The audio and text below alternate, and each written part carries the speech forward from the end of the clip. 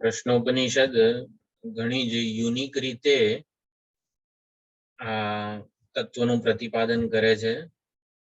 એક અજોડ વિચાર ભાથું આપણને આપે છે કે દરેક પ્રશ્નનું જે જીષ્ટ મોકલ્યું છે, એસેન્સ, એ હેતુથી જ તૈયાર કરેલું છે કે બહુ ધ્યાન અપાતું નથી પ્રશ્નોપનિષદના વિચાર ભાથા ઉપર, પરંતુ પ્રસ્થાનત્રયી ભાષ્યમાં જે મુખ્ય અવસ્થાત્રય વિવેક ચર્ચા, ઓમકારની ચર્ચા, એના જે ભાષ્યો છે એમાં પ્રશ્નોપનિષદના મંત્રોનું ઉદ્ધરણ ખૂબ જ આવે છે. એટલે ચોથો, પાંચમો અને છઠ્ઠો આ ત્રણ પ્રશ્નો ખૂબ જ અગત્યના છે. ત્રીજામાં પણ પ્રાણનું મિથ્યાત્વ, આ પ્રાણ કે જે વ્યાવહારિક જગતનું અંતિમ સત્ય છે, વ્યાવહારિક જગતનું અંતિમ સત્ય હિરણ્યગર્ભ કે પ્રાણ છે, તો એ પણ કેવી રીતે પરમ બ્રહ્મ ઉપર અંતિમ સત્ય પરનો અધ્યારોપ છે એ સમજાવવામાં આવેલું છે. આ બધા વેદાંતના ઘણા અગત્યના વિચારો છે. જીષ્ટમાં જે મેં મૂક્યું ચોથા પ્રશ્નનું, એમાં પણ કોઈને કંઈ સમજાયું ના હોય તો ચોક્કસ પૂછી શકાય.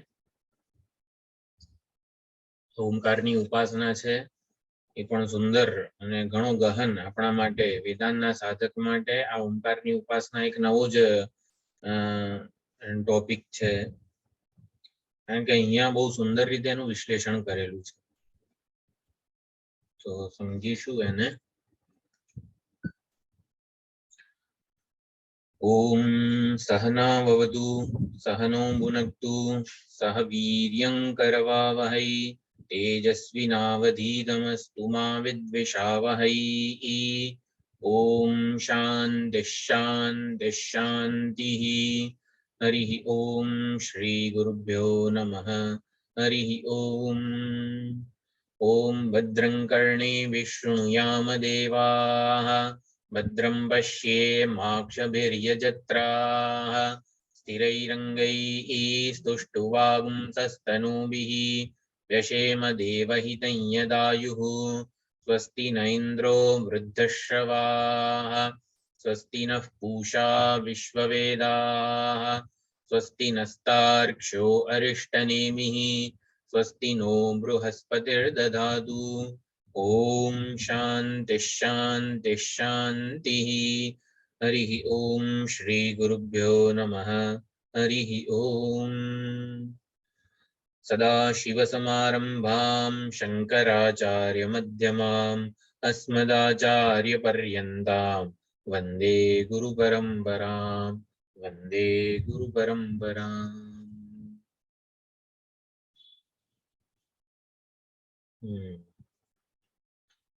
તો સૌથી પહેલા આ પાંચમો પ્રશ્ન છે એ ઓમકારની ઉપાસના વિષયક છે. ઉપાસનાનું આપણા જીવનમાં સ્થાન, ભૂમિકા, મહત્વ અને એના જે લાભ છે, ફાયદા છે, એ થોડોક એનો વિચાર કરી લઈએ.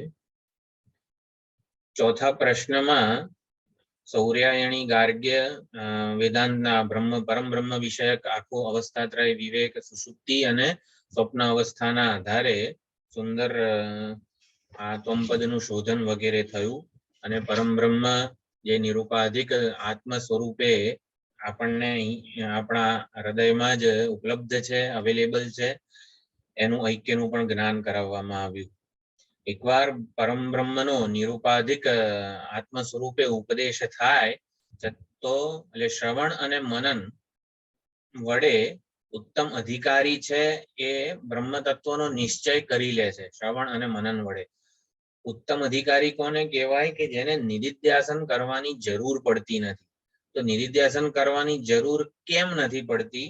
કારણ કે સાધક અવસ્થામાં એણે ઉપાસના એના ફળ પર્યંતની એનું અનુષ્ઠાન કરેલું છે. એટલે ગીતા ભાષ્યમાં પણ ઘણી વખત શંકરાચાર્યજી આ વસ્તુ નોંધે છે કે જેણે ઈષ્ટના દર્શન સુધીની ઉપાસના કરેલી છે, ઈષ્ટના દર્શન, ઈષ્ટદેવના દર્શન સુધીની સાક્ષાત્કાર પર્યંતની ઉપાસના કરી છે, એને શ્રવણ અને મનનથી નિરુપાધિક પરમ બ્રહ્મનો નિશ્ચય થઈ જાય છે આત્મ સ્વરૂપે. એટલે એને નિધિધ્યાસન કરવાની જરૂર પડતી નથી. હવે આપણે ઉપાસના આપણે સાધક અવસ્થામાં ન કરી હોય, અપરિપક્વ રહ્યા હોઈએ ઉપાસનામાં, તો પછી નિધિધ્યાસન કરવું પડે. અને નિધિધ્યાસન કરવાથી પ્રતિબંધોની નિવૃત્તિ થાય છે. પરમ બ્રહ્મનો નિશ્ચય તો ઉપદેશ કે શ્રવણથી જ થાય, વેદાંત પ્રમાણથી જ આ નિશ્ચય થાય છે. એટલે વેદાંત પ્રમાણ શું છે? શ્રવણ મનન વગેરે જે છે, ગુરુ મુખેથી મહાવાક્યનો ઉપદેશ એ પ્રમાણ છે. તો પરમ બ્રહ્મનો આત્મ સ્વરૂપે નિશ્ચય તો પ્રમાણથી થાય, નિધિધ્યાસનથી ઉપાસનાથી થતો નથી. નિધિધ્યાસન કે ઉપાસનાથી એ નિશ્ચય આડેના પ્રતિબંધોની નિવૃત્તિ થાય છે. અને એટલા માટે ઘણા સાધકોને આ નિધિધ્યાસન અથવા તો આ નિર્ગુણ બ્રહ્મનો વિચાર કે ઉપાસના જે છે, સગુણ બ્રહ્મનો વિચાર, ઉપાસના, આ બધું વધારે શ્રવણ કરતા વધારે મહત્વનું લાગતું હોય છે. કારણ કે જ્ઞાન શ્રવણ કર્યું છે, જ્ઞાન પ્રાપ્ત કરેલું છે, હવે નિશ્ચય એવો થતો નથી, તો ચાલો નિધિધ્યાસન કે કંઈક સમાધિ જેવી જે સાધનાઓ છે ને એને કરું કે જેથી મને આ નિશ્ચય થઈ જાય. તો નિધિધ્યાસનને પ્રમાણ તરીકે, આ ઉપાસનાને પ્રમાણ તરીકે આચાર્યોએ સ્વીકારેલું નથી. પ્રમાણ તો શ્રવણ જ છે, ગુરુ મુખેથી મહાવાક્ય, વેદાંત મહાવાક્યોનું શ્રવણ એ જ પ્રમાણ છે. પણ પ્રમાણ વડે જો નિશ્ચય ન થાય, નિશ્ચય થઈ જાય છે ઉત્તમ અધિકારીને, મંદ અને મધ્યમ અધિકારીને આ નિશ્ચય થતો નથી. એના માટે સોપાધિક બ્રહ્મ જ અંતિમ સત્ય બની રહે છે, પરંતુ પરમ બ્રહ્મ જે છે એ આત્મ સ્વરૂપે જણાતું નથી. એના માટે આ પ્રણવ ઉપાસના, ઓમકારની ઉપાસના, કે જે આ 5મા પ્રશ્નમાં સત્યકામ શૈબ્ય સત્યકામે આ પ્રશ્ન પૂછ્યો છે, એ ખૂબ જ અગત્યની છે. સૌથી વધારે પ્રબળ અને મહત્વનું સાધન નિશ્ચય કરવા માટે આ પ્રણવ ઉપાસના છે. સામાન્ય રીતે મનુષ્યત્વ જેને કહેવાય છે, વેદોક્ત માણસ, જ્યારે માણસને આપણે માણસ ક્યારે કહીએ?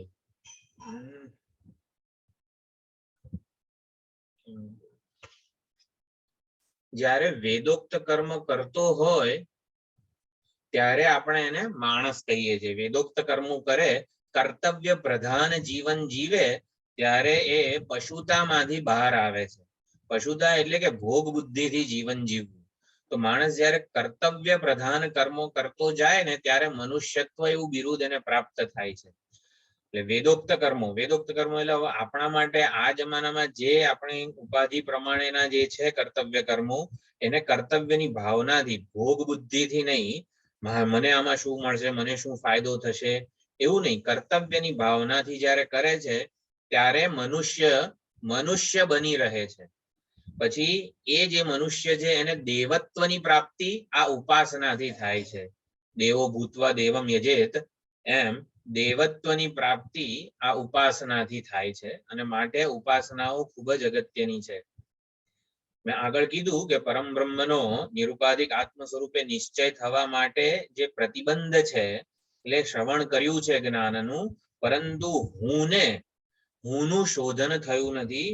હુંને ઉપાધિના અભિમાન વાળો, ઉપાધિના સામર્થ્યના અભિમાન વાળો જ બની રહ્યો છે, અને એ પ્રમાણેના જ વિચારો ચાલુ છે. એટલે દેહાભિમાન પૂર્વકના વિચારો, દેહાભિમાન પૂર્વકના મૂલ્યો, ભાવનાઓ, વર્તન, આ બધું ચાલુ રહે છે. એટલે જ્ઞાન દેહાભિમાન પૂર્વકના વિચારોને દૂર નથી કરતું. જ્ઞાન શું કરે છે? જે છે એને માત્ર રિવીલ કરે છે. જ્ઞાન કોઈ વસ્તુને દૂર ના કરે. જ્ઞાન કોને દૂર કરે? અજ્ઞાનને દૂર કરે. અને માટે દેહાભિમાન પૂર્વકના વિચારો જે છે એને દૂર કરવામાં આ ઉપાસનાઓ ખૂબ જ અગત્યની છે, કે જેથી આ દેહાભિમાન પૂર્વકના વિચારો જ મુખ્ય પ્રતિબંધ છે અને એને દૂર કરવામાં એનું શિથિલીકરણ કરવામાં, દેહાભિમાનને આ ઉપાસનાઓ નિર્મૂળ નથી કરતી પરંતુ એનું શિથિલીકરણ કરે છે. શિથિલીકરણ કરે છે દેહાભિમાન, દ્રઢ દેહાભિમાન, જેને દ્રઢ વ્યષ્ટિ દેહ ભાવના કહેવામાં આવે છે, દેહાશક્તિ, એનું શિથિલીકરણ કરે છે. એ ક્યારે થાય? ઈશ્વરના ચિંતનથી ઉપાધિનું અભિમાન શિથિલ થાય છે. બે રીત છે જ્ઞાન વડે. જ્ઞાન વડે જો ન થયું હોય તો ઉપાધિનું અભિમાનની દ્રઢતા જે છે, દ્રઢ દેહાશક્તિ, ઈશ્વરના ચિંતનથી, ઈશ્વરના મહિમાના સ્મરણ, સંકીર્તન વગેરે ભક્તિપૂર્વક, અહીંયા ઉપાસનાને આપણે ઓમકારની ઉપાસનામાં બ્રહ્મ ભાવના કરવાની છે એ બધું. તો આ બ્રહ્મ ભાવના કઈ રીતે થાય? પ્રતીકમાં શિવલિંગમાં સાક્ષાત આ શંકર ભગવાન છે, મહાદેવ છે, એવી ભાવના ક્યારે થઈ શકે? ભાવના કો, ઉપાસના કો, ભક્તિ કો. તો એ નામ અને નામી, પ્રતીક અને જેનું પ્રતીક છે એ બંને વચ્ચેનું એડહેઝિવ, એનું જોડાણ કરી આપે છે આ ઉપાસના કે ભક્તિપૂર્વકનો સંબંધ. એટલે એ ખૂબ જ અગત્યનું છે.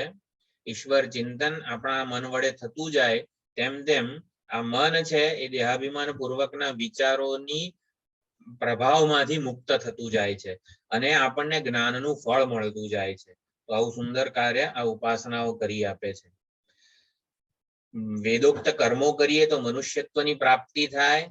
નિષ્કામ કર્મો જ્યારે કરીએ ત્યારે પ્રકૃતિના નિયંત્રણથી, પ્રકૃતિ આપણામાં અનેક પ્રકારે આવેગો, રિએક્શન્સ જન્માવતી હોય છે, તો એ પ્રકૃતિના નિયંત્રણથી, આવેગોથી આપણને મુક્તિ મળે અને શાસ્ત્ર દ્રષ્ટિ વાળા આપણે બની શકીએ છીએ. અંતઃકરણ શુદ્ધ અને પરિપક્વ બને છે નિષ્કામ કર્મ યોગ વગેરે સાધનાથી. અને ઈશ્વર ચિંતનથી અંતર્મુખતાના સંસ્કાર આપણામાં પડે છે. જો બહિર્મુખતા દૂર થાય છે ખરી નિષ્કામ કર્મયોગથી, પરંતુ અંતર્મુખતાના સંસ્કાર દ્રઢ થતા નથી. એ આ ઉપાસનાઓ કરી આપે છે. બહાર કંઈ આનંદ માટે હું ન ભટકું, આનંદ માટે સ્વાર્થ પૂર્તિ માટેના કર્મો ન કરું, અથવા તો સ્વાર્થનું હું સમર્પણ કરું, એ નિષ્કામ કર્મયોગ કરી આપે છે. અંતર્મુખતા, અંદરથી આનંદ મેળવવાની શરૂઆત આ ઉપાસનાઓ કરી આપે છે. એટલે પૂર્વના સંસ્કારોને લીધે એકાગ્રતા ટકતી નથી, અંતર્મુખતા ટકતી નથી.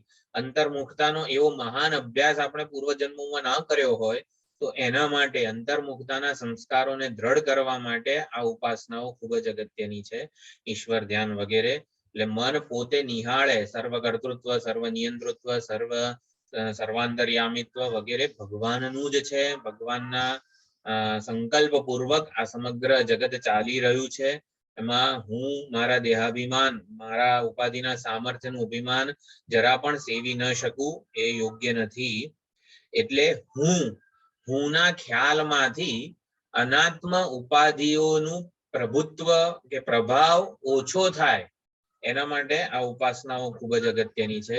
અને પરમાત્માનું પ્રાધાન્ય વધતું જાય, ઈશ્વરનું પ્રાધાન્ય વધતું જાય.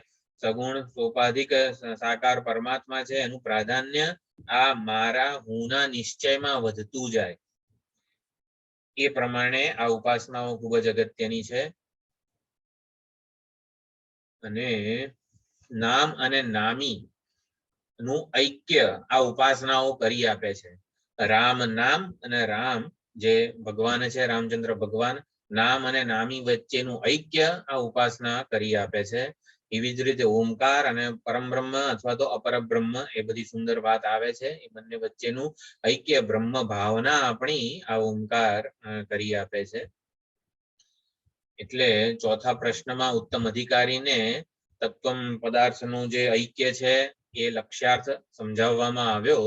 મહાવાક્યનું જે અખંડાર્થ છે એ પણ પહોંચાડવામાં આવ્યું. જ્ઞાનનો ઉપદેશ થયો, અક્ષરની પ્રાપ્તિનું આવી રીતે સૂચન થયું. અને છતાં જેનું આ દેહાભિમાન વગેરે દ્રઢ હોય, અંતર્મુક્તાના સંસ્કાર ન હોય, એના માટે ઉપાસના આ 5મા મંત્રમાં, આ 5મા પ્રશ્નમાં આપવામાં આવે છે. અને ઉપાસનાના ઘણા પ્રકાર છે, તો એ પ્રકાર આપણે સમજી લઈએ. પ્રતીકોપાસના, સંપદ ઉપાસના વગેરે. તો પેલા ઉપાસના કે ઐક્ય છે એમાં 4 પ્રકારનું સામાન અધિકરણ્ય છે. ઉપાસના, અધ્યારોપ અને અધ્યાસ. જો ઉપાસના શિવલિંગમાં શિવ બુદ્ધિ, હવે શિવલિંગ એ સાક્ષાત શંકર ભગવાન જે કૈલાસવાસી છે એ નથી, એટલે એકની જગ્યાએ નિકૃષ્ટ વસ્તુની ઉત્કૃષ્ટ બુદ્ધિ આરોપણ ઉપાસના એવું કહેવામાં આવે છે. એકની જગ્યાએ બીજાનો આપણે આરોપ કરીએ છીએ, તો ઉપાસના પણ એ જ છે. અધ્યારોપ, અધ્યારોપ પણ એ જ વસ્તુ છે, એકની ઉપર બીજું, સર્પ શું છે, દોરી ઉપર સર્પનો અધ્યારોપ. અને અધ્યાસ, અધ્યાસ, અધ્યારોપ અને ઉપાસના, આ ત્રણેય વસ્તુનો ઉપર છેલ્લી દ્રષ્ટિએ અર્થ એક જ થાય છે. તો ત્રણેયનો ભેદ શું છે એ વિચારવું હોય તો શું લાગે છે? ત્રણેય વચ્ચે શું ભેદ છે? ઉપાસના, અધ્યારોપ અને અધ્યાસ. સામાન્ય અર્થ તો એવો જ છે, એકમાં એક ઉપર બીજાનો આપણે આરોપ કરીએ છીએ. ઉપાસનામાં આપણે નિકૃષ્ટ વસ્તુમાં ઉત્કૃષ્ટની ભાવના કરીએ છીએ. અને અધ્યારોપ કહેવાય. હા, એ અધ્યારોપ છે, નિકૃષ્ટ વસ્તુ પર ઉત્કૃષ્ટ વસ્તુ. ઉત્કૃષ્ટની ભાવના એ ઉપાસના ના કહેવાય? હે? નિકૃષ્ટમાં ઉત્કૃષ્ટની ભાવના કરવી એ જ ઉપાસના ને? હા, એ તો બરોબર છે. એટલે આ ફોરેન ના લોકો એવેન્જર્સ, સ્પાઈડરમેન, સુપરમેન કરે છે, એટલે હું સુપરમેન છું, હું નિકૃષ્ટ છું, એમાં હું સુપરમેન ની ભાવના કરું તો ઉપાસના કહેવાય સ્પાઈડરમેન, સુપરમેન ની? ના ના ના ના ના, એટલે આપણે શિવલિંગમાં જે પથ્થર છે એમાં શિવની ભાવના કરીએ એ ઉપાસના છે ને? બરોબર, એ તો છે જ. હવે અધ્યારોપ અને અધ્યાસ થી એ કઈ રીતે જુદું પડે? એ ભ્રાંતિ છે ને. ભ્રાંતિ. ઉપાસના એટલે માનસ વ્યાપાર, માનસ વ્યાપાર છે. અધ્યારોપ, અધ્યાસ પણ માનસ જ છે. પણ આપણે આ અધ્યાસ એ તો ભ્રાંતિ છે. અધ્યાસ ભ્રાંતિ છે, તો ઉપાસના પણ વૈદિક વેદોએ ઊભી કરેલી ભ્રાંતિ છે. પણ વેદોએ ઊભી કરેલી ભ્રાંતિ આપણા કલ્યાણ માટે છે. જવાબદારી વેદોની છે એ ભ્રાંતિને દૂર કરવાની. આપણે જો ઊભી કરેલી હોય ને તો પછી આપણે દૂર કરવી પડે. આપણે જ ઊભી કરી છે. વેદો રસ્તો બતાવે છે કેવી રીતે દૂર કરવી. એટલે જવાબદારી વેદોની છે એવું છે. ઉપાસનામાં જવાબદારી વેદોની છે કે આપણને અંતિમ સત્ય સુધી પહોંચાડી દે. જો હવે આપણે સમજી લઈએ 4, એટલે અધ્યાસ કોને કહેવાય? આપણાથી અજ્ઞાન કાળે જે થઈ જાય છે, આ શરીરમાં અનાત્મામાં આત્મબુદ્ધિ, નામ રૂપમાં સત્ય બુદ્ધિ, એને અધ્યાસ કહેવાય. જે આ અજ્ઞાનનું કાર્ય અધ્યાસ છે. તો અધ્યાસ કોને કહેવાય? એકમાં બીજા વસ્તુનું આરોપ કરીએ જ છીએ આપણે, પણ સમજવાનું શું? અજ્ઞાન કાળે જે થઈ જાય છે આપણાથી, કે જેના માટે જવાબદાર આપણું અજ્ઞાન છે, એને અધ્યાસ કહેવાય. અધ્યારોપ શબ્દ લૂઝલી વપરાતો હોય છે, પરંતુ અધ્યારોપ કોને કહેવાય? અજ્ઞાન કાળે જે આપણાથી અધ્યાસ થઈ ગયો છે, હું શરીર છું, હું ઇન્દ્રિય મન બુદ્ધિ છું, હું આ ઉપાધિ છું, ઉપાધિના ધર્મો વાળો છું, ઉપાધિની વિશેષતા વાળો છું, ઉપાધિની મર્યાદા વાળો છું. આ અધ્યાસ મારાથી અજ્ઞાન કાળે જે થઈ ગયો છે એને દૂર કરવા માટે શાસ્ત્ર અધ્યારોપ કરે છે કે તું બ્રાહ્મણ છે, તારે આટલું કર્તવ્ય, સંધ્યા વંદન વગેરે કર્તવ્ય, તું સાધક છે, તું બ્રહ્મચારી છે, ગૃહસ્થ છે, વાનપ્રસ્થ છે. તો શાસ્ત્રો જે આપણા ઉપર આરોપ કરે છે, બ્રહ્મચારી બનાવીને સંધ્યાવંદન વગેરે કર્તવ્ય કર્મો કરતા અંતઃકરણ શુદ્ધ કરાવીને એ આરોપથી મુક્ત બનાવે છે પછી આપણને. એટલે શાસ્ત્ર જે કરે છે એને અધ્યારોપ કહેવાય. આપણે આપણાથી અજ્ઞાન કાળે જે થઈ જાય છે એને અધ્યાસ કહેવાય. અને ઉપાસના પણ શાસ્ત્રોક્ત વેદોક્ત અધ્યારોપ જ છે. શિવલિંગમાં શિવ બુદ્ધિ પુરાણ આપણા શાસ્ત્રોએ આપણા મહાત્મા આચાર્યોએ જ કરેલી છે. કેમ? શેના માટે? કે જેથી આ અધ્યાસથી મુક્ત થઈ શકીએ. દેહાભિમાન, દેહાશક્તિ વગેરેથી મુક્ત થવા માટે જ શાસ્ત્રોમાં ઉપાસના કીધેલી છે. તો અહીંયા 4 પ્રકારની આ વાત છે. એક તો એટલે સામાન અધિકરણ્ય શિવલિંગમાં શિવ બુદ્ધિ વગેરે જે છે, પ્રતિકોપાસના વગેરે થોડીક ટેકનિકલ વસ્તુઓ છે. તો સામાન અધિકરણ્ય શિવલિંગ એ શિવ સાક્ષાત શંકર ભગવાન છે.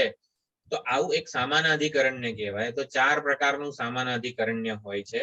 એક તો અધ્યાસ, જેમાં પ્રતીકમાં આપણે ભગવદ બુદ્ધિ કરીએ એને અધ્યાસ ઉપાસન કહેવામાં આવે છે. તો આપણું જે પ્રતીક છે ઓમકાર, અથવા તો ઓમકાર જે છે, ઓમકારમાં બ્રહ્મની ભાવના, એ પણ અધ્યાસ ઉપાસના કહેવાય. પછી અપવાદ, અપવાદ એટલે બાધ સામાન અધિકરણ્ય. 4 પ્રકારના સામાન અધિકરણ્ય છે. એક અધ્યાસ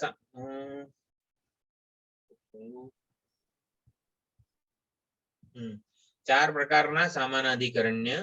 બીજું છે અપવાદ અથવા તો બાધ સામાન અધિકરણ્ય. આ સાપ દોરી છે. દોરી અને સાપ બે જુદી વસ્તુઓ નથી. સાપના બાદ પૂર્વક દોરીનું જ્ઞાન થાય છે. એટલે દોરીના જ્ઞાનમાં સર્પ બુદ્ધિનો અપવાદ થાય છે. તો અપવાદ સામાન અધિકરણ્ય. બીજું છે ઐક્ય સામાન અધિકરણ્ય. તો જીવેશ્વર જીવ બ્રહ્મ છે, એ સોયમ દેવદત્ત વગેરે જે છે એ ઐક્ય સામાન અધિકરણ્ય છે. દ્વિજોત્તમ બ્રાહ્મણ આપણે કહીએ તો દ્વિજોત્તમ અને બ્રાહ્મણ એક જ વસ્તુ છે. તો આ પ્રમાણે ઐક્ય સામાન અધિકરણ્ય. અને વિશેષણ વિશેષ્ય સામાન અધિકરણ્ય. ગુલાબી, મોટું, કમળ. તો ગુલાબી, મોટું અને પછી એ બધું જે છે એ વિશેષણ છે, ગુલાબ વિશેષ્ય છે. તો આવી રીતે વિશેષણ વિશેષ્ય સામાનાધિકરણ્ય. આપણે બૃહદારણ્યકના પ્રથમ અધ્યાયના 3જા બ્રાહ્મણમાં જે બધું પ્રાણની સ્તુતિ હતી, આંગીરસત્વ, રસતમત્વ વગેરે, એ તો બધું આ વિશેષણ વિશેષ્ય સંબંધ કહેવાય. પ્રાણના ગુણો જે આગળ આપણા બીજા પ્રશ્નમાં પણ જે પ્રાણના ગુણો હતા, પ્રાણનો મહિમા હતો, એ બધું વિશેષણ વિશેષ્ય ઉપાસના કહેવામાં આવે છે. તો ઉપાસના એટલે પ્રતીકોપાસના અને સંપદ ઉપાસના એ બે છે. એમાં પ્રતીક ઉપાસના શિવલિંગમાં શિવ બુદ્ધિ, ઓમકારમાં બ્રહ્મ બુદ્ધિ, આ પ્રતીકોપાસના છે. એમાં અધિષ્ઠાનની પ્રધાનતા છે. સંભળાય છે બધાને? અધિષ્ઠાનની પ્રધાનતા છે. અધિષ્ઠાન એટલે કે જે પ્રતીક છે એની પ્રધાનતા છે. અને આ સંપદ ઉપાસનામાં આરોપ્ય પ્રધાન છે. આરોપ્ય એટલે કૃષ્ણ ભગવાનની મૂર્તિ હોય તો કૃષ્ણ એટલે મૂર્તિ ગૌણ થઈ જાય અને પછી કૃષ્ણ ભગવાનનું વધારે ને વધારે ચિંતન થાય. રૂપ ન રહે એ પ્રમાણે એનું ચિંતન થતું જાય, એ સંપદ ઉપાસના છે. આમાં ઉપાસનાના પ્રતીકને ઉપાસ્ય દેવતા સાથે કંઈક સંબંધ હોવો જોઈએ. સંબંધ એટલે કંઈક સમાનતા હોવી જોઈએ. સમાનતા હોય તો આપણે પ્રતીક વડે ઉપાસ્ય દેવતાનું સારી રીતે ચિંતન મનન વગેરે કરી શકીએ છીએ. એટલે પ્રતીક એવું હોવું જોઈએ, ઉપાસ્ય દેવતાને અનુરૂપ અનુકૂળ પ્રતીક હોવું જોઈએ. ઉપાસના અહંગ્રહ ઉપાસના પણ છે. એમાં અહંકાર, આપણો અહંકાર પ્રતીક બને છે. અહંકાર ઉપર આપણે ઉપાસ્ય દેવતાનો આરોપ કરીએ છીએ. હિરણ્યગર્ભની પ્રાણની ઉપાસના એટલે હું પ્રાણ છું, હું હિરણ્યગર્ભ છું, એ પ્રમાણે અહંગ્રહ ઉપાસના. પ્રતીકોપાસનામાં મેં વાત કરી બે, એક સંપદ ઉપાસના અને અધ્યાસ ઉપાસના.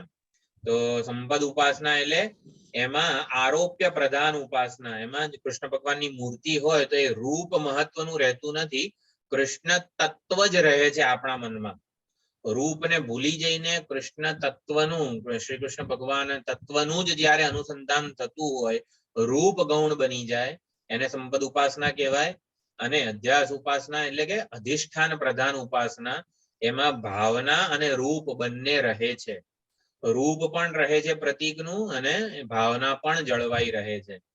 આમ ઉપાસના એને શ્રૌત અધ્યારોપ કહેવામાં આવે છે. ઉપાસના પણ અધ્યારોપ જ છે, પરંતુ શ્રુતિએ કરેલ અધ્યારોપ છે, જે આપણને અજ્ઞાન વડે થઈ ગયેલા અધ્યાસથી મુક્ત કરે છે, અધ્યાસના બંધનથી મુક્ત કરે છે. મંદ મધ્યમ અધિકારી માટે ઉપાસનાનું આલંબન શ્રેષ્ઠ છે, કે જેથી એ હું આત્મતત્વ સાથે સંવાદિત બનતો જાય છે. આપણા શાસ્ત્રોમાં જેટલી પણ સાધનાઓ છે શેના માટે વર્ણવેલી છે? કે જેથી હું સાથે સંવાદિત બનતો જઉં.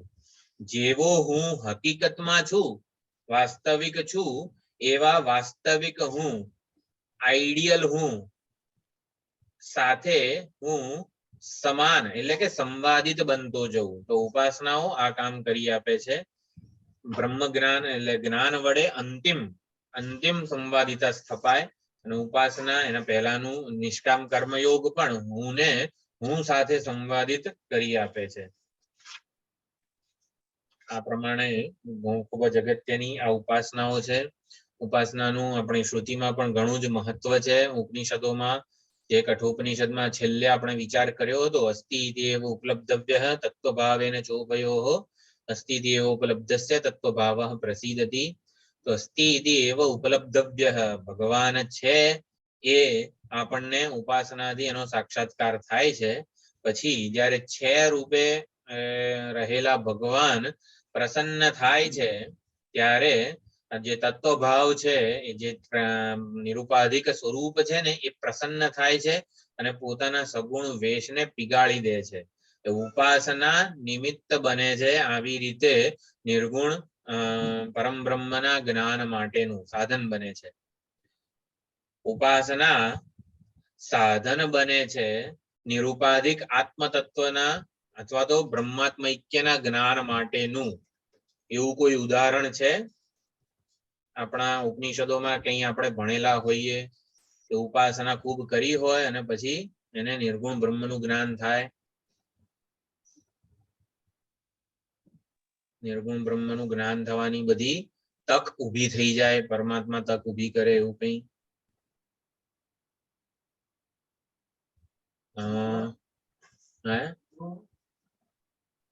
આપણા ઉપનિષદોમાં કોઈ ઉદાહરણ દ્રષ્ટાંત છે એવા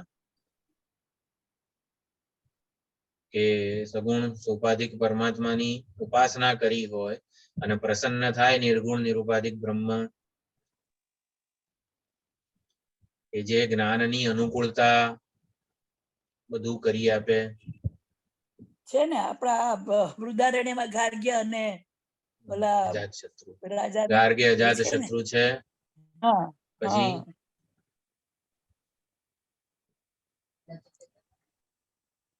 ઉપાસના કરી હોય અને પછી ઉપાસના દ્વારા જે ટ્રાન્સેન્ડેન્ટલ રિયાલિટી એટલે કે નિરુપાધિક બ્રહ્મ તત્વ છે એ દ્રવિત થઈ જાય છે. દ્રવિત થઈ જાય છે. જો થાય છે શું ઉપાસનાથી? જેની ઉપાસના સગુણ બ્રહ્મની હોય. સગુણ બ્રહ્મ એટલે પરમ બ્રહ્મનું જ કોઈક સોપાધિક રૂપ. શંકર ભગવાન સગુણ બ્રહ્મ છે, એટલે પરમ બ્રહ્મ જે તત્વ છે એમાં આપણે જગત સર્જનહાર, અંતર્યામી વગેરે ગુણોનો અધ્યારોપ પૂર્વક જેની ઉપાસના કરીએ, જે પૂજા સેવા આરાધના કરીએ છીએ, એ આ સગુણ બ્રહ્મની ઉપાસના કહેવાય. તો એ ઉપાસના કરવાથી નારદજીનું પણ એવું જ ઉદાહરણ છે નારદજી ને? અને સનત કુમાર. હા, સનત કુમાર એ પણ છે એવું ઉદાહરણ. શું કરે છે ઉપાસના? ઉપાસના કરવાથી નિર્ગુણ નિર્વિશેષ જે બ્રહ્મ છે એ સાધક માટે વેશવાળું જે ઠોસ રૂપ છે ને એને પીગાળી દે છે, દ્રવિત થઈ જાય છે. એવું કે છે ઉપનિષદો કે નિર્ગુણ બ્રહ્મ દ્રવિત થઈ જાય છે અને એના આત્મ સ્વરૂપે પ્રગટે છે. આ જ વસ્તુ બધા ભગવદ્ ગીતાના તમે શું છે, તેષામ એવાનું કંપાર્થમ અહમ અજ્ઞાનજમ તમઃ નાશયામી આત્મભાવસ્તઃ. સગુણ પ્રસન્ન થાય, નિર્ગુણ રૂપે પ્રગટ થાય વગેરે જે છે એ આપણે સમજી શકીએ છીએ. જેની ઉપાસના કરીએ છીએ એ સગુણ સોપાધિક બ્રહ્મનું તત્વ તો નિર્ગુણ નિરુપાધિક બ્રહ્મ જ છે. અને માટે એને તો ખબર છે કે આ સાધક ઉપાસક મને એની પૂજા સેવા આરાધના મને જ પહોંચી રહી છે, અને માટે એ પોતાના આગંતુક વેશને સંકેલી લે છે અને નિર્વેશ બનીને પ્રગટે છે સાધક માટે આત્મ સ્વરૂપે. સાધક એટલે ગાર્ગ્યને પણ અજાત શત્રુ પાસે મોકલી આપ્યો. કોણે મોકલી આપ્યો? એની ઉપાસનાઓએ મોકલી આપ્યો. નારદજીને સનતકુમાર પાસે મોકલી આપ્યા. પછી થોડુંક છાંદોગ્યમાં મોટા ભાગે દ્રષ્ટાંતો છે ને છાંદોગ્ય બૃહદારણ્યક બે માં જ મળે. તો ઈશાવાસ્યમાં કોઈ એવું ગુરુ શિષ્યનું નથી, કેનોપનિષદમાં કઈ નથી. આ પ્રશ્નોપનિષદમાં છે 6 શિષ્યો વગેરે. તો આ પ્રમાણે 6 શિષ્યોનું ઉદાહરણ અપાય. કેમ? કારણ કે સૌથી પહેલો મંત્ર હતો પ્રશ્નોપનિષદમાં, બ્રહ્મપરાહા બ્રહ્મનિષ્ઠા પરમ બ્રહ્મ અન્વેષમાણા. આપણે ખૂબ સુંદર વિચાર કરેલો છે કે 6 શિષ્યોને એવું તે શું થયું કે પીપલાદ પાસે ગયા. આપણે એનો બહુ જ ગંભીર વિચાર કરેલો છે. તો બ્રહ્મપરાહા બ્રહ્મનિષ્ઠા પરમ બ્રહ્મ અન્વેષમાણા. તો એવું થયું. એટલે આ બધા દ્રષ્ટાંતો છે. આગળ સત્યકામ જાબાલ હે શ્વેત કેતુનું પણ આવે ને? શ્વેત કેતુ ઉપાસના કરતો હોય અને ગાર્ગ્યની જેમ એવું નથી. એ વેદ વિદ્યાનું અધ્યયન કર્યું 24 વર્ષ એટલે 12 વર્ષ સુધી 24 વર્ષનો થઈને આવ્યો. પણ આવી રીતે સત્યકામ જાબાલ ઉપકોશલ વગેરે છાંદોગ્યમાં જે 1 થી 5 અધ્યાયો છે, આપણે પ્રશ્નોપનિષદ પછી જોઈશું. તો 1 થી 5 અધ્યાયોમાં જે ઉપાસનાના બધા પ્રકરણો છે ને એમાં ઘણા દ્રષ્ટાંતો મળે છે. આ બધા સત્યકામ જાબાલ વગેરે એને સગુણ બ્રહ્મ આવીને ઉપદેશ આપે છે અને પછી જે ગુરુજી છે એ આખી ઉપાસનાનું સમસ્ત રૂપ એને સમજાવે છે. એ પ્રમાણે ઉપદેશ છે. ઉપકોશલ પણ પોતાની જે બ્રહ્મચારી હતો અને એ અગ્નિની સેવા કરતો હતો, તો એને પણ અગ્નિ દેવતા પ્રસન્ન થઈને ઉપદેશ આપે છે અને પછી આવી રીતે જ્ઞાનની અનુકૂળતા કરી આપે છે. તો આ બધું સુંદર કામ આપણા માટે, સાધક માટે ઉપાસના પૂરું કરી આપે છે. ઉપાસના વિશે આટલી ચર્ચા કરી. હવે પ્રથમ મંત્ર છે 5મ પ્રશ્નનો. શૈબ્ય સત્યકામ આવીને પીપલાદ ઋષિને પ્રશ્ન પૂછે છે. અથ હૈનમ શૈબ્યઃ સત્યકામઃ પપ્રચ્છ સયોઃ વૈ તદ ભગવન મનુષ્યેષુ પ્રાયણાંતમ ઓમકારમ અભિધ્યાયીત કતમં વાવસતેન લોકમ જયતીતિ.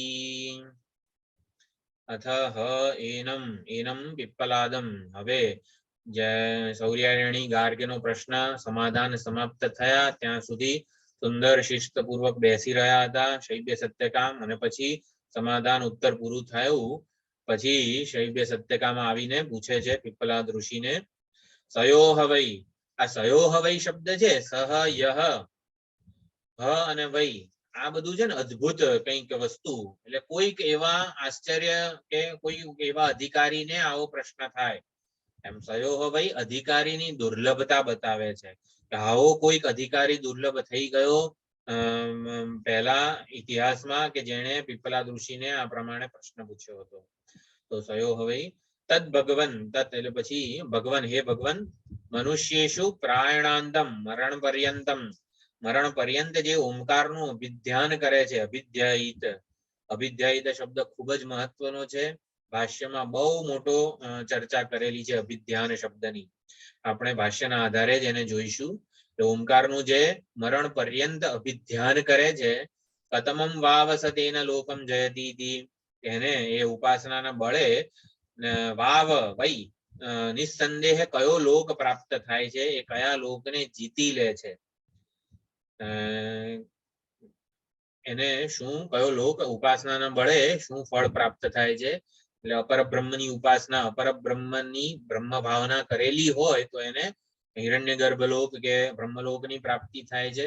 પરમ બ્રહ્મની ભાવના કરી હોય તો મેં ગ્રુપમાં લખ્યું છે કે ઓમકારની ઉપાસના અને અપર બ્રહ્મની પ્રાપ્તિનું સાધન છે ઉપાસના. અને પછી ઓમકારની મીમાંસા, કે ઓમકારની મીમાંસા કે વિચારણા પરબ્રહ્મના જ્ઞાનનું સાધન છે.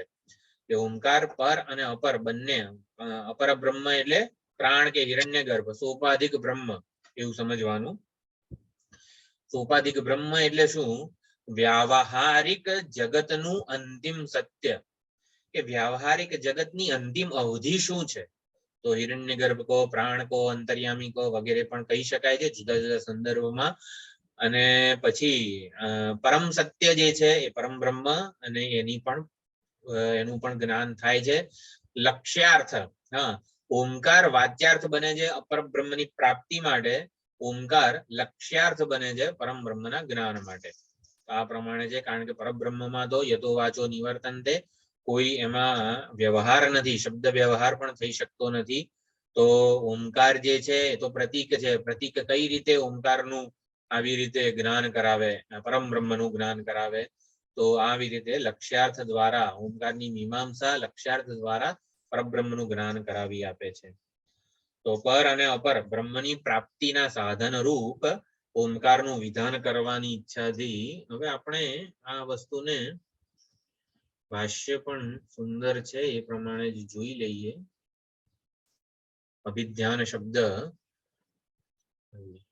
મને કેમ નથી દેખાતું? એક મિનિટ.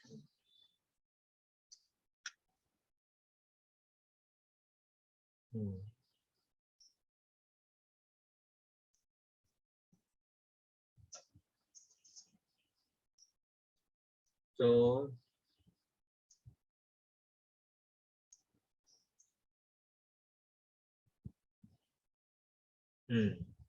શૈબ્ય સત્યકામ આવીને પૂછે છે, અથ ઇદાનીમ પર અપર બ્રહ્મ પ્રાપ્તિ સાધનત્વેન, પર અને અપર એવી બ્રહ્મ પ્રાપ્તિના સાધન રૂપે સાધનત્વેન ઓમકારસ્ય ઉપાસન વિધિત્સયા, ઓમકારની ઉપાસનાનું વિધાન કરવાની ઈચ્છાથી આ પંચમ પ્રશ્ન આરભ્યતે. જો ઓમકારની ઉપાસના આપણા ઉપનિષદોમાં વિધાન કરવામાં આવી છે, મંદ મધ્યમ અધિકારી માટે વિધાન કરવામાં આવ્યું છે. કોઈ વસ્તુનું જ્યારે વિધાન કરવામાં આવે કે વિધાન કરવા વિધિ રૂપે બતાવવામાં આવે, વિધિ રૂપે કઈ વસ્તુને બતાવવામાં આવે? કે જેમ કે એવું કહીએ કે શાસ્ત્રોમાં શિવાલય કે મંદિરે જવું જોઈએ એવું કોઈક વિધાન છે, તો એનું કંઈક ફળ હોય. જે વસ્તુનું વિધાન કરવામાં આવેલું હોય વિધિ રૂપે, એનું કંઈક ફળ ચોક્કસ પ્રાપ્ત થવાનું હોય ને તો જ વિધાન કરે છે. અહીંયા ઓમકારની ઉપાસના મંદ મધ્યમ અધિકારી માટે વિહિત છે, વિધિ રૂપે વિધાન કરવામાં આવ્યું છે એના માટે શ્રુતિ ઉપનિષદ દ્વારા. કેમ માટે? ફળ તો ચોક્કસ હોય. એટલે પર અને અપર બ્રહ્મની પ્રાપ્તિના સાધન રૂપે આ ઉપાસનાઓ વિધિ છે. એટલે આ ઉપાસનાઓ આપણે ચર્ચા કરીશું. હા, ઓમકાર મહાન છે, સરસ કહેવાય, ઓમકારથી આવું થાય તેવું થાય, આવી રીતે ઉપાસના થાય. આ માહિતી ભેગી કરવા માટે આ ઉપાસનાઓ નથી ઉપનિષદમાં કહેવામાં આવી, એનું ચોક્કસ ફળ છે જ. એટલે પર અપર બ્રહ્મની પ્રાપ્તિ વગેરે છે તે થાય જ છે. એટલે આ કોઈ જનરલ નોલેજ વધારવા માટે શ્રુતિ ઓમકારની ઉપાસના કહેતી નથી આપણને.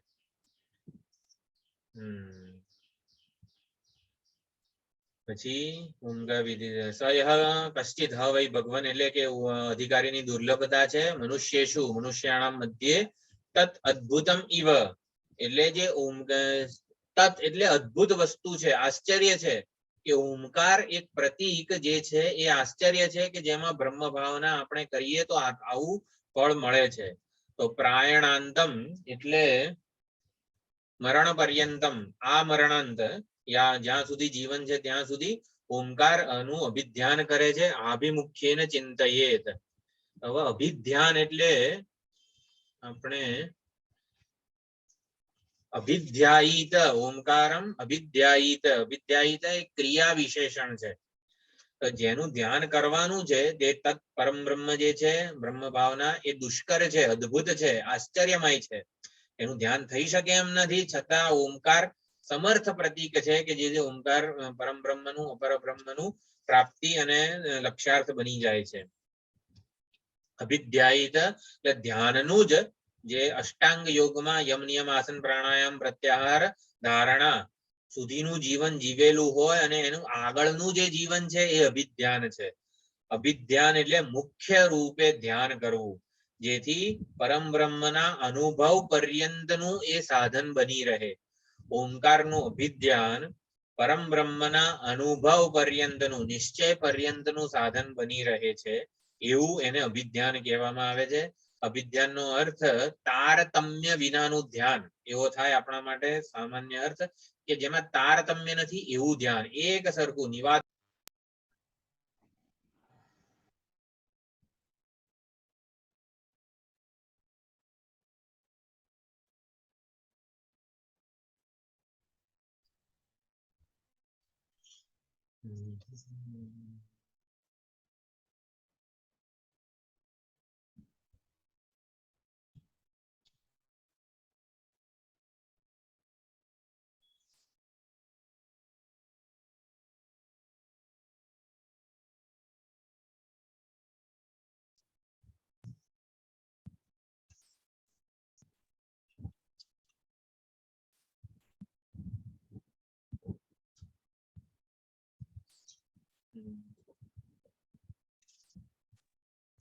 ઓમકારનું અભિધ્યાન એટલે મુખ્ય રૂપે ધ્યાન.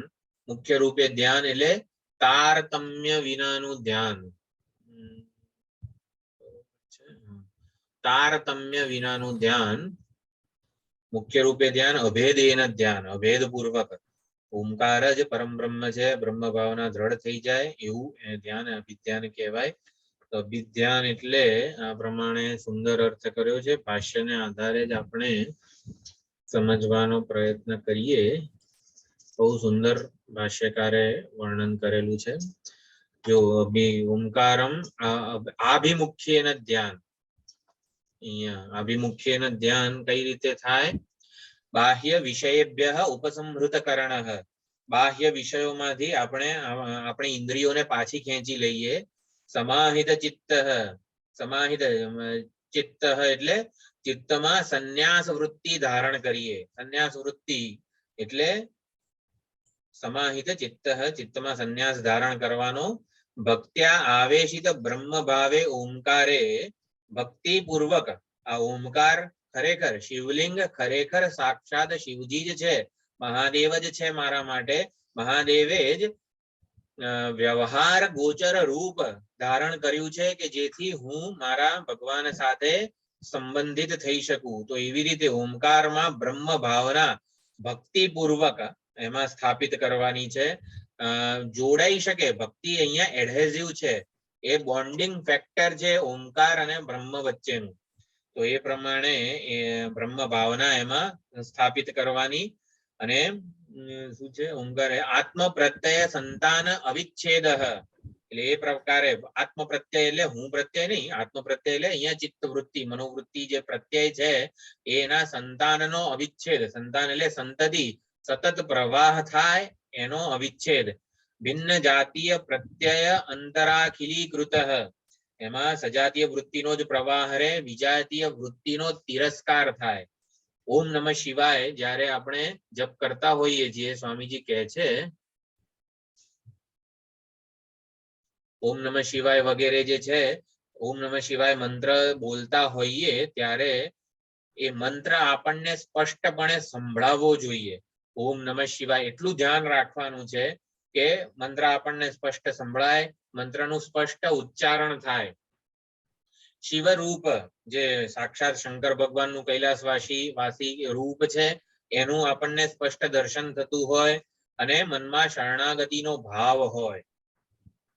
બસ મારું સમગ્ર જીવન, મારો સમગ્ર વ્યવહાર એ બધું શિવજીના ચરણોમાં હું સમર્પિત કરું છું.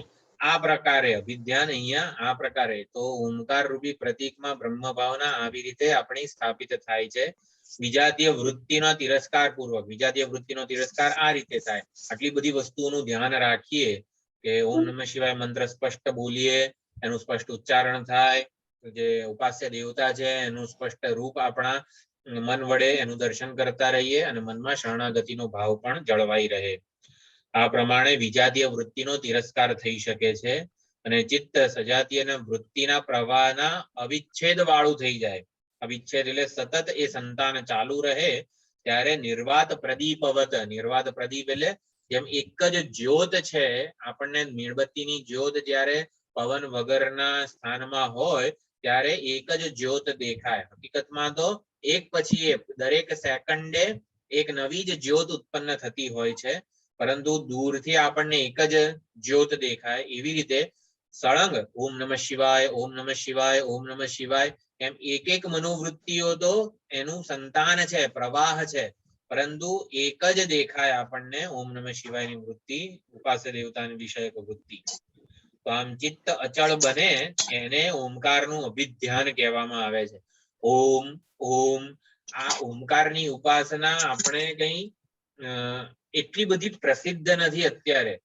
જ્યારે વેદોક્ત આખા 12 વર્ષ સુધી ગુરુકુળમાં અભ્યાસ કર્યો હોય સમગ્ર વેદોનો, તો વેદો આખું ઓમકારને જ પ્રતિપાદિત કરે છે. સામવેદમાં પ્રતિપાદિત ઓમકાર એને જ ઉદ્ગીત કહેવામાં આવે છે. ઉદ્ગીતની ઉપાસના વગેરે પણ આપણે છાંદોગ્ય ઉપનિષદમાં ખૂબ વિસ્તૃત જોઈ શકીએ છીએ.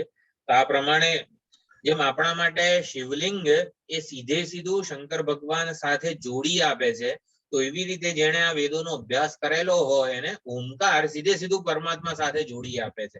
એના માટે ઓમકાર માટે કોઈ એવી યુક્તિ કે વિચારણા કરવી પડતી નથી કે એ કઈ રીતે પરમાત્મા સાથે જોડી આપે. તો આ પ્રકારે ઓમકાર પ્રતીક કે આલંબન વડે પરમાત્માનું ચિંતન કરનારને કયો લોક પ્રાપ્ત થાય છે એવું અહીંયા શૈવ્ય સત્યકામ પૂછી રહ્યો છે. તો એમાં છેલ્લે કઈ રીતે લોક પ્રાપ્ત થાય પ્રાયણાંતમ, તો અભિધ્યાન શબ્દનો અર્થ જોયો, પછી સત્ય, બ્રહ્મચર્ય, અહિંસા, પરિગ્રહ વગેરે જે સાધનો છે એનાથી યાવત જીવ વ્રત ધારણમ, એટલે જ્યાં સુધી જીવે છે ત્યાં સુધી આ પ્રકારેનું વ્રત ધારણ કરેલું હોય ત્યારે જ્ઞાન કર્મ ભી જેતવ્યા લોકાહા, જ્ઞાન અને કર્મ વડે શેની પ્રાપ્તિ થાય? કર્મ વડે કોને જીતી લેવાય? કર્મણા પિતૃલોકઃ વિદ્યયા દેવલોકઃ.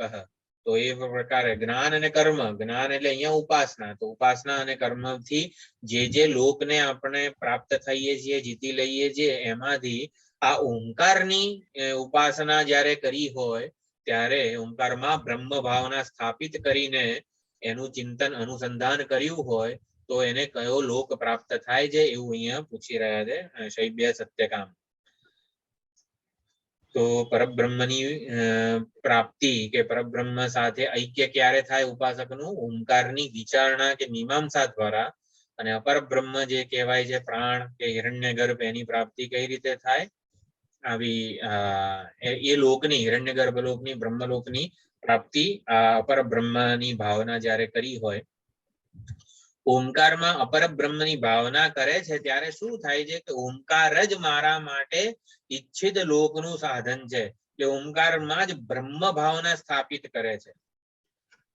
જ્યારે શિવલિંગમાં શંકર ભાવના આપણી સ્થાપિત થાય છે ત્યારે શું છે, શિવલિંગનું નામ અને રૂપ આપણા માટે એનો અપવાદ થઈ જાય છે અને સાક્ષાત શંકર ભગવાનની બુદ્ધિ સ્થાપિત થાય છે.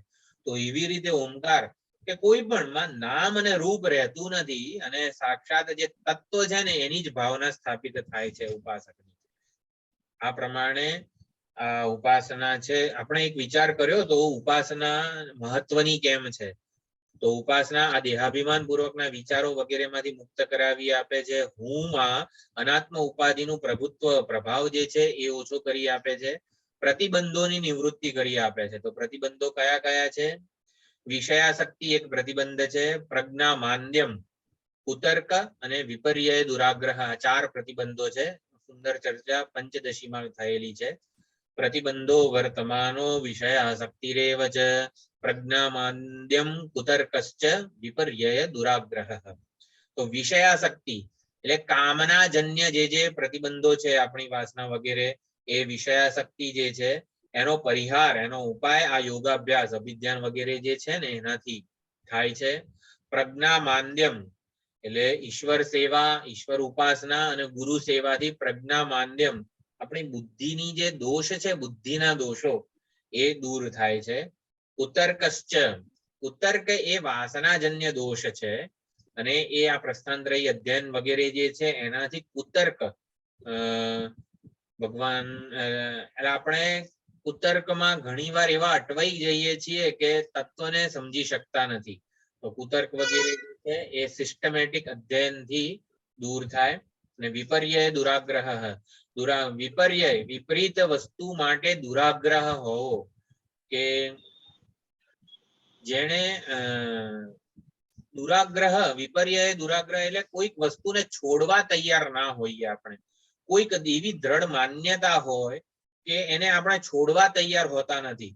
આગળના સ્ટેપ ઉપર વધવાનું હોય, પગથિયા ઉપર ચડવાનું હોય, ત્યારે જે પગથિયાથી આપણે ચડી રહ્યા છીએ એ પગથિયા કે એ સાધનમાં આપણે એટલા બધા આસક્ત હોઈએ છીએ કે એને દૂર જ ન એનું અતિક્રમણ, એનાથી આગળ વધી નથી શકતા. એને વિપર્ય દુરાગ્રહ કીધો છે.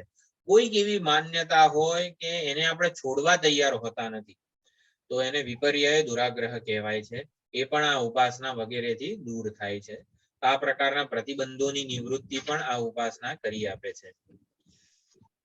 તો મરણ પર્યંત, આ મરણાંત એ અધિકારીની દુર્લભતા છે કે જે મરણ પર્યંત, યાવત જીવમ એટલે જ્યાં સુધી જીવંત છે ત્યાં સુધી આ ઉપાસના એની ચાલુ રહે છે. બ્રહ્મસૂત્રમાં પણ આ બધી વસ્તુઓની સુંદર ચર્ચા છે. એટલે અભિધ્યાન એટલે હવે એમાં જે આનંદગીરી ટીકાકાર છે એમાં ધ્યાન શબ્દ એટલે ધ્યાન, પતંજલિ યોગ સૂત્ર વાળું જે ધ્યાન છે, પતંજલિ યોગ સૂત્ર, એમાં પાતંજલ મુનિએ એટલે પતંજલિ મુનિએ યોગ સૂત્રોની રચના કરી છે. એના ઉપર ભાષ્ય કોણે રચ્યું છે?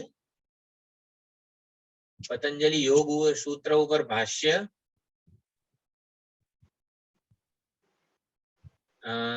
પતંજલિ યોગ સૂત્ર ઉપર ભાષ્ય પણ છે. ભાષ્ય વેદ વ્યાસજીએ રચેલું છે, અને વેદ વ્યાસજીએ રચેલા ભાષ્ય ઉપર આદિ શંકરાચાર્યજીએ વાર્તિક લખેલું છે. એટલે ભાષ્યકાર અને વાર્તિકકાર અહીંયા આપણા ઉપનિષદો કરતા ત્યાં જુદા છે. ઉપનિષદોમાં ભાષ્ય શંકરાચાર્યજીએ લખેલું છે અને વાર્તિકકાર છે સુરેશ્વરાચાર્યજી. પરંતુ બ્રહ્મસૂત્ર યોગ સૂત્ર ઉપર ભાષ્ય વેદ વ્યાસજીએ રચેલું છે અને વાર્તિક શંકરાચાર્યજીએ રચેલું છે.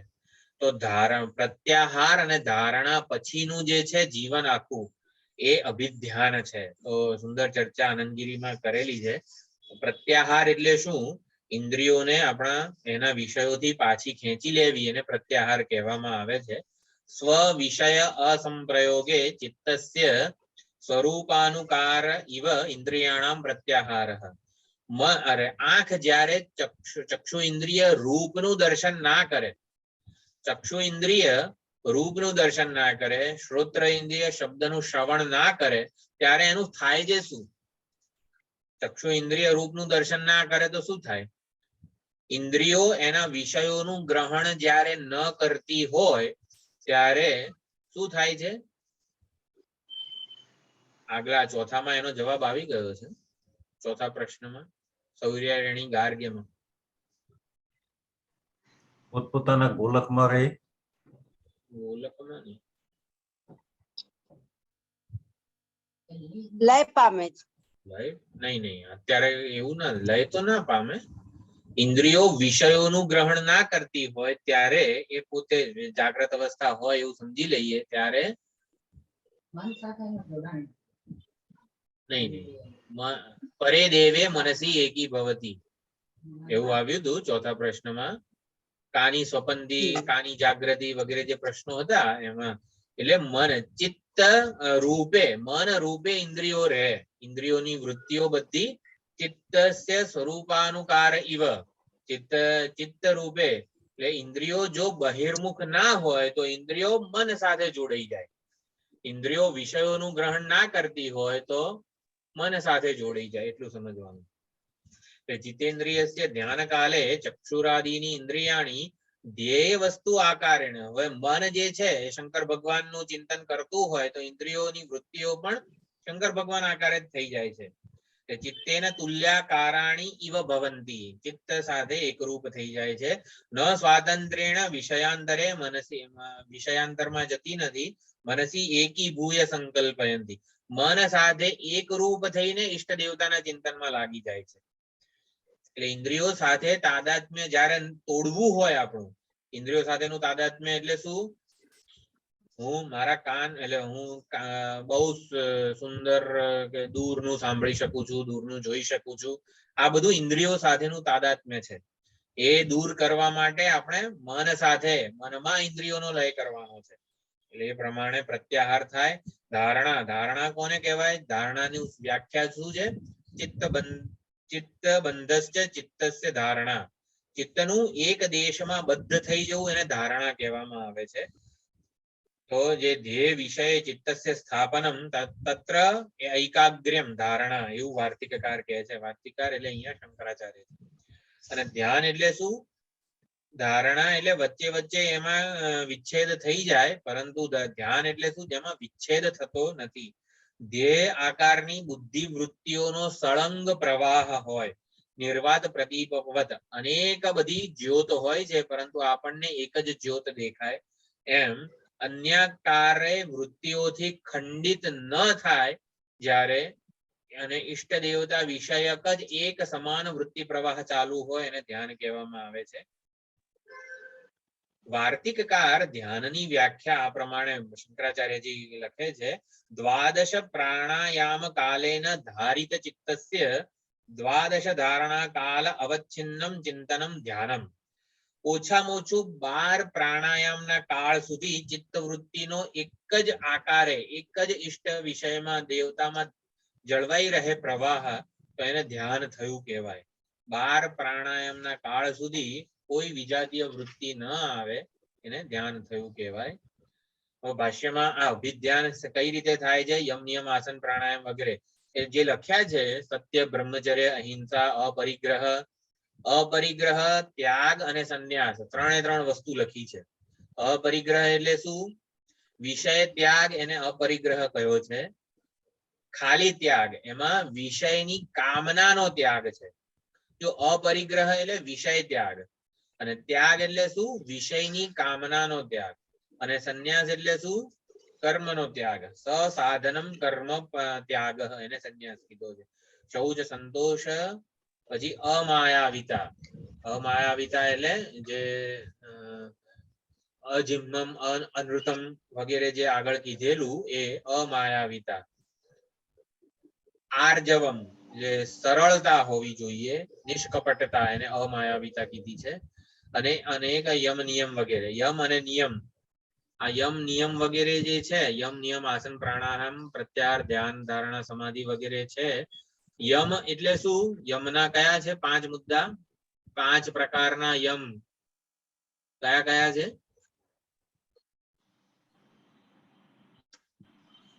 યમ કોને કહેવાય છે? 5 પ્રકારના યમ 5 છે કે 6 છે?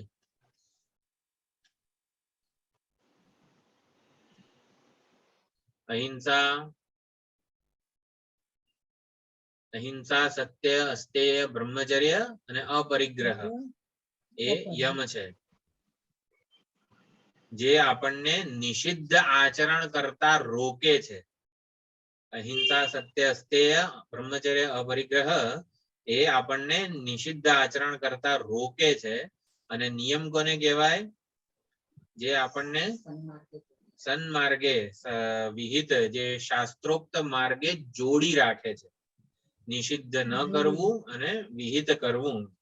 એટલે શૌચ, સંતોષ, તપસ, સ્વાધ્યાય, ઈશ્વર પ્રણિધાનાની. તો આ 5 નિયમ છે. તો યમ વડે કર્મમાં શિસ્ત આપણી આવે.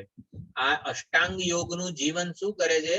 ડિસિપ્લિન આપણામાં લાવે છે. દરેકે દરેક સ્તરે વ્યક્તિત્વ આપણું ડિસિપ્લિન, શિસ્ત આવે છે. સમગ્ર વ્યક્તિત્વ શિસ્તબદ્ધ થઈ જાય છે. તો ઓમકારની ઉપાસના માટે એ જરૂરી છે. એટલા માટે ભાષ્યકારે આ આટલું બધું લખેલું છે. તો કર્મમાં શિસ્ત યમથી આવે, શરીરમાં શિસ્ત નિયમથી આવે, બાહ્ય શિસ્ત થઈ આ બધી. આસન, યમ નિયમ પછી આસન, આસનથી ભૌતિક શિસ્ત આવે છે. ભૌતિક હલ ના કરીએ આપણે, આસન વગેરે જે છે એનાથી ભૌતિક શિસ્ત આવે. પ્રાણાયામથી શ્વાસની શિસ્ત, ડિસિપ્લિન, શ્વાસની શિસ્ત આવે. પ્રત્યાહારથી ઇન્દ્રિયોની શિસ્ત આવે છે. ધારણા, ધ્યાન વગેરેથી મનની શિસ્ત આપણે કેળવી શકીએ છીએ. તો આ પ્રમાણે મંત્ર 5 જે છે, અરે મંત્ર શું પ્રશ્ન 5 એનું તાત્પર્ય આપણે સમજવાનું છે કે ઓમકારનું અભિધ્યાન એ ખૂબ જ મહત્વનું છે. એટલે ધ્યાન છે માટે અપરબ્રહ્મની પ્રાપ્તિનું સાધન છે. ઓમકારનું અભિધ્યાન એટલે અહીંયા શૈબ્ય સત્યકામ પૂછી શું રહ્યો છે? કતમમ વાવસ તેના લોકમ જયતિ, કે જે ઓમકારનું પ્રાયણાંતમ એટલે કે મરણ પર્યંત ધ્યાન કરે છે બ્રહ્મ ભાવના પૂર્વક, એને શું ફળ પ્રાપ્ત થાય છે, કયો લોક જીતી લે છે? એટલે ઓમકાર તો પ્રતીક છે, તો ઓમકારની ઉપાસના અપરબ્રહ્મની પ્રાપ્તિનું સાધન છે માત્ર, કે એનાથી પરબ્રહ્મનું જ્ઞાન પણ થાય છે, એવું એ પૂછી રહ્યો છે. પરબ્રહ્મની પ્રાપ્તિનું પણ સાધન છે કે નહીં એ આ પૂછી રહ્યો છે શૈબ્ય સત્યકામ. આ ઉપાસનાઓ ખૂબ જ અગત્યની છે કે જે મંદ મધ્યમ અધિકારી માટે એનું વિધાન થયેલું છે કે જેથી એને ફળ પ્રાપ્ત થાય, પ્રતિબંધોની નિવૃત્તિ થાય, બ્રહ્મ તત્વનો નિશ્ચય થઈ શકે. બ્રહ્મ તત્વનો નિશ્ચય થવામાં મંદ મધ્યમ અધિકારી માટે પ્રતિબંધ શું છે? કે જ્યારે બ્રહ્મ તત્વનો ઉપદેશ થયો ચોથા પ્રશ્નમાં, નિરુપાધિક બ્રહ્મ તત્વનો જ્યારે ઉપદેશ થયો તો એને નામ અને રૂપ નો અપવાદ એ કરી શકતો નથી. પોતાનામાં નામ રૂપ નો અપવાદ નથી કરી શકતો, બ્રહ્મને પણ એ સોપાધિક જ માની બેસે છે. અને માટે નામ રૂપના અપવાદ માટે આ ઓમકારની જે ઉપાસના છે એ સાધન બને છે, જેથી નિરુપાધિક બ્રહ્મ તત્વનો નિશ્ચય થઈ શકે. તો નામ રૂપના અપવાદ માટે નામ રૂપની આસક્તિ છૂટે, નામ રૂપની આસક્તિ રહે જ નહીં, એના માટે સૌથી વધારે સર્વોત્તમ ઉપાય ઓમકાર ઉપાસના, પ્રણવ ઉપાસના છે. પ્રણવ કે ઓમકાર એ પરમાત્માનું ડાયરેક્ટ સીધે સીધું વાચક છે, નામ છે, પ્રતીક છે. એટલે જેમ નામ અને નામી એનું ઐક્ય ઓમકાર વડે આપણને સમજવાનું છે, સીધે સીધું નિરૂપણ કરે છે. અન્ય ઉપાધિનો ત્યાગ કરી કેવળ ઓમકારનું જ આલંબન લઈએ તો સીધે સીધું આપણને આપણે પરમ બ્રહ્મ સુધી એ પહોંચાડી શકે છે. એની વિચારણા, ઓમકારની વિચારણા, ઓમકાર લક્ષ્યાર્થ બને છે પરમ બ્રહ્મના જ્ઞાન માટે. આ પ્રમાણે પ્રથમ મંત્ર છે. તો બીજો મંત્ર તો હવે પીપલાદ ઋષિ એનું સમાધાન કરે છે. તો બીજો મંત્ર તસ્મૈ સહોવાચ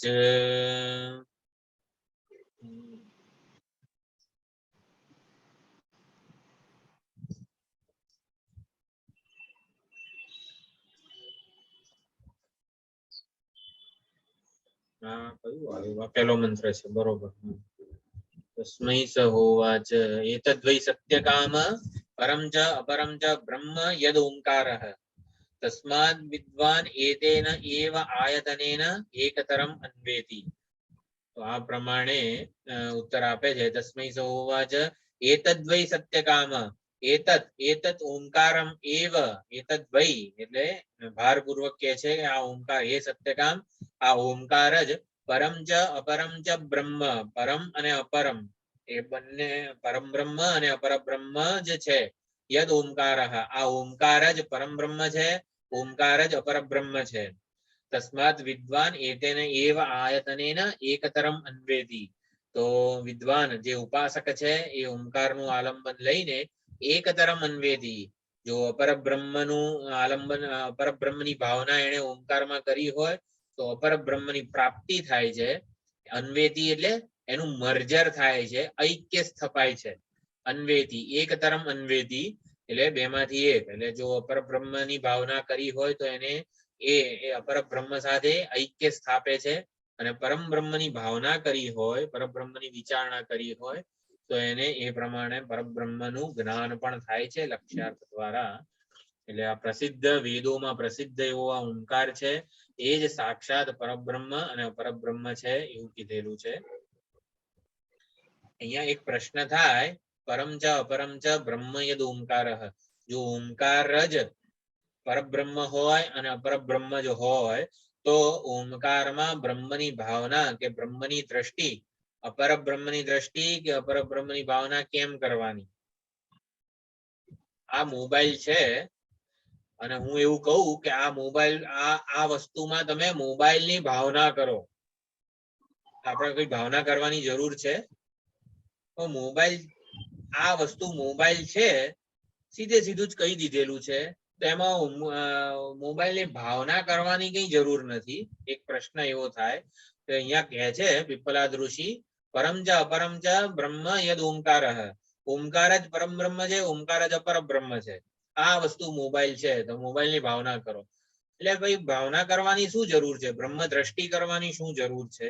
અહીંયા આપણે પરમ બ્રહ્મનું જ્ઞાન કઈ રીતે ઓમકાર કરાવે છે આપણને, એની વિચારણા કરવાની છે. પરમ બ્રહ્મ વાણી અને મનનો વિષય નથી. એટલે વાણી અને મનનો વિષય નથી, એ કોઈ રીતે વ્યવહાર યોગ્ય નથી, કોઈ રીતે એનો ઉપદેશ પણ થઈ શકે નહીં. પરમ બ્રહ્મ જે છે નિરુપાધિક બ્રહ્મ, કોઈ ઉપાધિ વગરનું છે સ્વયં. તો ઉપાધિના સંદર્ભ વગર એમાં કોઈ રીતે ઉપદેશ કે વાત વ્યવહાર થઈ શકતો નથી. પ્રત્યક્ષ એ પરમ બ્રહ્મ શું છે? કોઈ જાતિ, ક્રિયા, ગુણ, સંબંધ, રૂઢિ વગેરેથી રહિત છે. માટે પ્રત્યક્ષ પ્રમાણથી એની સાથે કોઈ વ્યવહાર થઈ શકે નહીં. પ્રત્યક્ષ જેટલા સાધનો છે જ્ઞાન માટેના, એનાથી એનું જ્ઞાન થઈ શકતું નથી. ઉપમાન પ્રમાણ એના સમાન, પરમ બ્રહ્મ સમાન કંઈક જેવું કંઈક હોય આપણને, તો ઉપમાન પ્રમાણ પણ ત્યાં કામ આવતું નથી. તો ઓમકાર જે છે એ કઈ રીતે જ્ઞાન કરાવે છે, એના માટે આ પ્રશ્ન થાય છે. પૂર્વ પક્ષી પૂછે છે કે તમે ઓમકાર જ પરમ બ્રહ્મ જેવું કેમ નથી કહેતા? કે ના કહેવાય, કારણ કે પરમ બ્રહ્મમાં વાત વ્યવહાર સંભવતો નથી. અપૂર્વમ અનપરમ ન તસ્ય કાર્યમ કરણમ ચ વિદ્યતે, એવું કીધેલું છે. એટલે અર્થાપત્તિ પ્રમાણથી પણ આ પરમ બ્રહ્મ અગમ્ય અગોચર જ રહે છે. અર્થાપત્તિ પ્રમાણ એટલે જો આવું થયું, જો રસ્તો ભીનો છે, સવારે ઉઠીએ રસ્તો ભીનો છે, એટલે આપણે વરસાદ પડ્યો હોવો જોઈએ, આ અર્થાપત્તિ પ્રમાણ છે. જો વરસાદ પડેલો છે માટે જ રસ્તો ભીનો છે, વરસાદ પડેલો ન હોય તો રસ્તો ભીનો ના હોત. આ પ્રમાણે અર્થાપત્તિ પ્રમાણથી પણ એ બ્રહ્મ તત્વ પરમ બ્રહ્મ નિરુપાધિક બ્રહ્મ અગોચર રહે છે. અને પછી અનુપલબ્ધિ, મારા હાથમાં મોબાઈલ નથી, તો આને અનુપલબ્ધિ કહેવાય. તો એવું જે સર્વ વ્યાપક છે, સર્વના અધિષ્ઠાન રૂપે રહેલું છે, તો એને અનુપલબ્ધિ પ્રમાણથી પણ જાણી ન શકીએ. બ્રહ્મ નથી એમ કરીને બ્રહ્મનું જ્ઞાન પણ ન થઈ શકે. કેમ? કારણ કે સર્વત્ર અસ્થિ ભાતિ પ્રિય રૂપે એ અનુગત જ અનુભવાઈ રહ્યું છે. ચિત્ત સ્વરૂપ હું છું, હું સભાન છું, એ પ્રમાણે એનો અનુભવ છે જ, માટે એ અનુપલબ્ધિ પ્રમાણનો પણ વિષય નથી. તો ઓમકાર લક્ષ્યાર્થ બને છે પરમ બ્રહ્મના જ્ઞાન માટેનું. એટલે ઓમકાર જ પરમ બ્રહ્મ છે, એટલે સમજવાનું છે ઓમકાર લક્ષ્યાર્થ બને છે પરમ બ્રહ્મના જ્ઞાન માટેનું. અહીંયા પાંચે પાંચ પ્રમાણનો વિષય નથી. એ પરમ બ્રહ્મ નિરુપાધિક બ્રહ્મ અવાચ્ય છે એટલું કહેવા પૂરતું જ અહીંયા ઓમકારને લક્ષ્યાર્થ એવું કહેવામાં આવેલું છે. અહીંયા ખાસ સમજવાનું, ઓમકારને લક્ષ્યાર્થ કેમ કીધો છે? કારણ કે પાંચે પાંચ આ પ્રમાણો છે ને, એનાથી એ અગોચર છે, અને માટે એટલે ઓમકારમાં એટલે ઓમકાર પરમ બ્રહ્મનું લક્ષિત કરે છે પરમ બ્રહ્મને. તો હકીકતમાં તો લક્ષણા પણ પરમ બ્રહ્મમાં ઘટી શકતી નથી. લક્ષ્યાર્થને પણ પરમ બ્રહ્મ સાથે કોઈ નાવા નીચોવાનો સંબંધ નથી, પરંતુ એ આવી રીતે વિષય કે ગોચર સોપાધિક એને ન માની બેસીએ, કોઈ વિશેષતા રૂપે એનું ગ્રહણ ન થઈ જાય ને, એના માટે જ કીધેલું છે કે ઓમકાર પરમ બ્રહ્મનો લક્ષ્યાર્થ બને છે.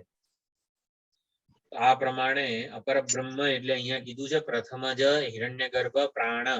તો આ પ્રમાણે અપર બ્રહ્મ કે પ્રાણ એ ઓમકાર એની ભાવના કરવાથી ઓમકાર પ્રતીક બને છે. ઓમકારના પ્રતીક ઉપર અપર બ્રહ્મની ની ભાવના કરીએ, અપર બ્રહ્મની પ્રાપ્તિ થાય છે. કઈ રીતે? એ આગળના બધા મંત્રોમાં છે જ.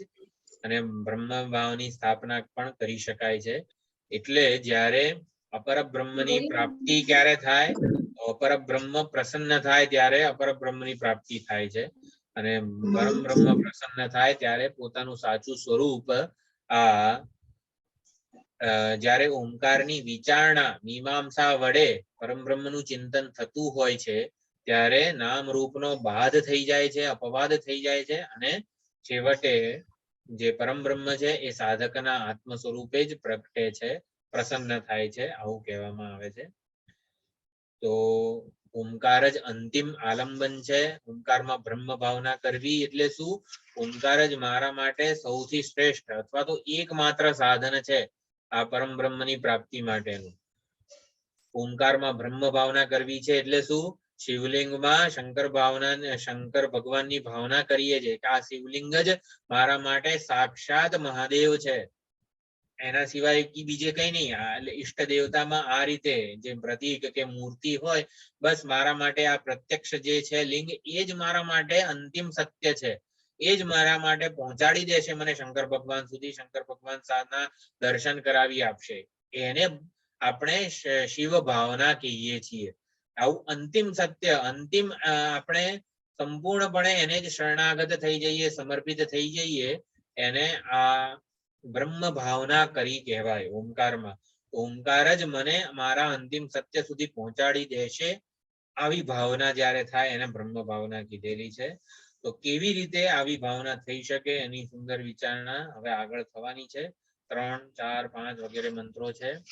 તો આ શ્રૌત વિચારણા છે આપણા માટે એક નવું જ છે. આ પ્રમાણે ઓમકાર જે વિચાર ભાથું આપી જાય છે આપણને, તો એ આવતી વખતે આપણે એનો વિચાર કરીશું શનિવારે. ઓમ પૂર્ણમદઃ પૂર્ણમિદં પૂર્ણાત પૂર્ણમુદચ્યતે પૂર્ણસ્ય પૂર્ણમાદાય પૂર્ણમેવાવશિષ્યતે. ઓમ શાંતિ શાંતિ શાંતિ. હરિ ઓમ. શ્રી ગુરુભ્યો નમઃ. હરિ ઓમ.